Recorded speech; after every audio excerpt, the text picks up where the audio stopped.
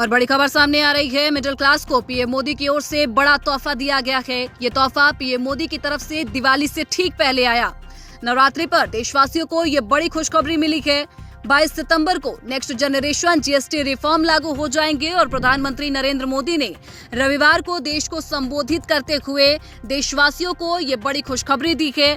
बता दें कि देशवासियों को सबसे पहले उन्होंने नवरात्रि की शुभकामनाएं दी। उन्होंने नवरात्र के पहले दिन से ही देश आत्मनिर्भर भारत अभियान के लिए एक और महत्वपूर्ण और बड़ा कदम उठा रहा है, ये बताया। कल यानी नवरात्रि के प्रथम दिवस 22 सितंबर को सूर्योदय के साथ ही नेक्स्ट जनरेशन जीएसटी रिफॉर्म लागू हो जाएंगे। पीएम मोदी के संबोधन की 10 बड़ी बातें अगर आपको बताएं तो पीएम ने देशवासियों को सबसे पहले नवरात्रि की शुभकामनाएं दी। उन्होंने कहा, नवरात्र के पहले दिन से देश आत्मनिर्भर भारत अभियान के लिए एक और महत्वपूर्ण और बड़ा कदम उठा रहा है।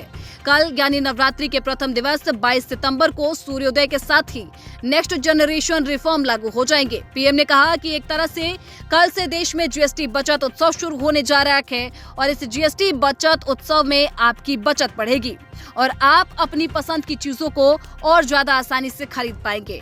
उन्होंने कहा कि हमारे देश के गरीब, मध्यम वर्गीय लोग, नव मध्यम वर्ग, युवा, किसान, महिलाएं, दुकानदार, व्यापारी, उद्यमी सभी को बचत होगा और इस बचत उत्सव का फायदा मिलेगा। यानी त्योहार के इस मौसम में सभी का मन मीठा होगा। पीएम ने कहा कि मैं देश के कोटि कोटि परिवारजनों को नेक्स्ट जनरेशन जीएसटी रिफॉर्म की और इस बचत उत्सव की बहुत बधाई देता हूं और शुभकामनाएं देता हूं।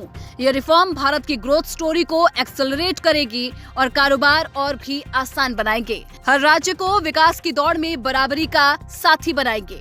प्रधानमंत्री नरेंद्र मोदी ने कहा कि देश की वर्तमान जरूरतों को और भविष्य के सपनों को देखते हुए जीएसटी के ये नए रिफॉर्म्स लागू हो रहे हैं।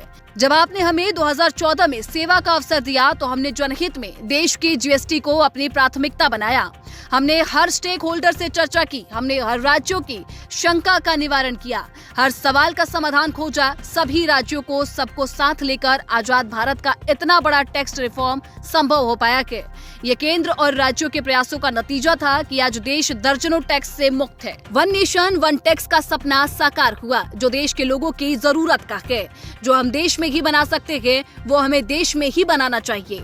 देश की स्वतंत्रता को जैसे स्वदेशी के मंत्र से ताकत मिली, वैसे ही देश की समृद्धि को भी स्वदेशी के मंत्र से ही शक्ति मिलेगी। हम वो सामान खरीदें जो मेड इन इंडिया हो, जिसे हमारे देश के नौजवानों की मेहनत लगी हो, हमारे देश के बेटों बेटियों का पसीना हो। हमें हर घर को स्वदेशी का प्रतीक बनाना है, हर दुकान को स्वदेशी से सजाना है। विकसित भारत के लक्ष्य तक पहुंचने के लिए हमें आत्मनिर्भरता के रास्ते पर चलना ही होगा और भारत को आत्मनिर्भर बनाने का बहुत बड़ा दायित्व हमारे एमएसएमईज पर भी है।